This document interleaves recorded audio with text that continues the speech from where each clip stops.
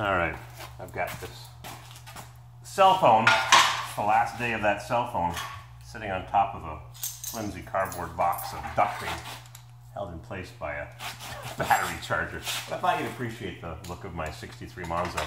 I'll show you in a minute. I actually shuffled cars around here yesterday. It took me most of the afternoon. I've got the battery tray here from a 2003 Mercedes Rust Bucket.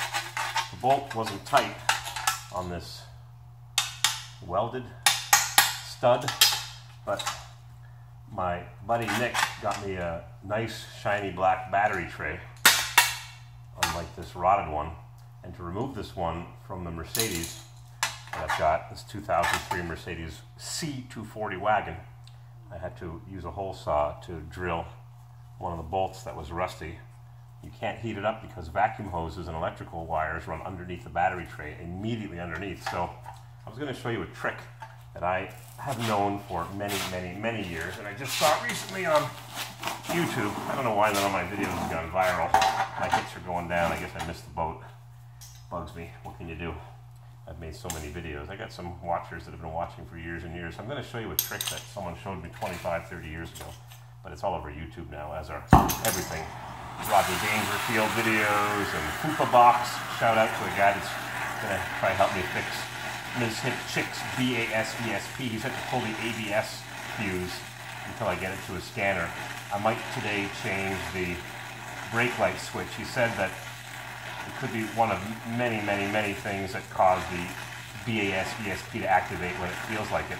I thought it was a curved yaw sensor, but it did it on the highway. We were just cruising along at 60 miles an hour or 50 miles an hour and just locked up the brakes momentarily. Fupa Box. F-U-P-A-O-X. F-U-P-A-B-O-X.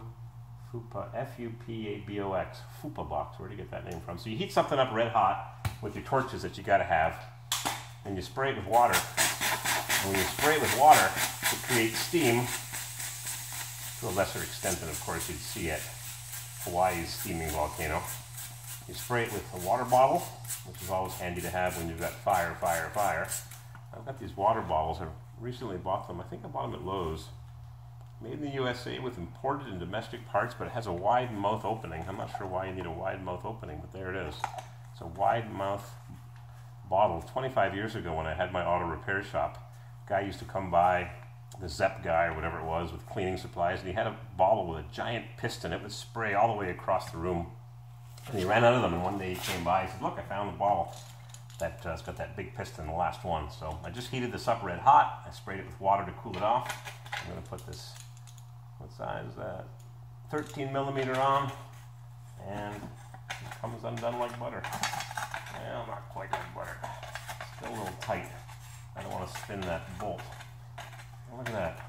You just tighten it and loosen it a couple of times, and the only use that I have for PB Blaster or WD-40 is spraying the threads on bolts that are already loose, because I know you can argue all you want, and I'm sure Project Farm has done a video. Actually, he did. I just watched one where he mixed brake fluid and automatic transmission oil and found that it crept into a giant bolt that he had tapped into a piece of plexiglass. But there's times when you can't heat things up because you've got vacuum lines and gas tank or whatever have you.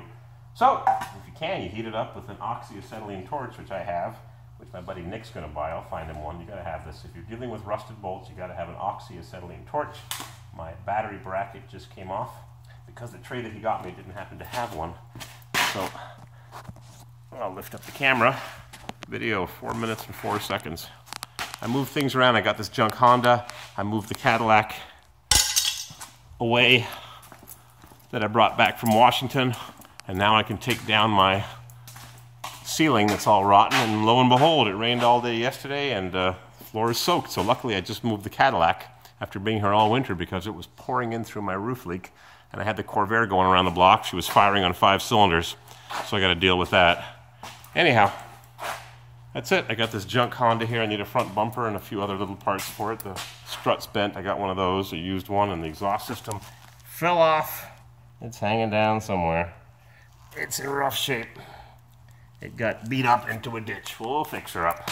It's hard to roll this thing when the tire's rolling on an off-center circle from whatever else got damaged. Alrighty, so that's your trick, how to use an oxyacetylene torch to remove a rusted nutter bolt with a spray of water. Just keep a fire extinguisher around and watch out for the sparks and the fumes. Wear eye protection, just like I was wearing. I gotta use these to read nowadays. Such is life, huh? Lucky to be alive.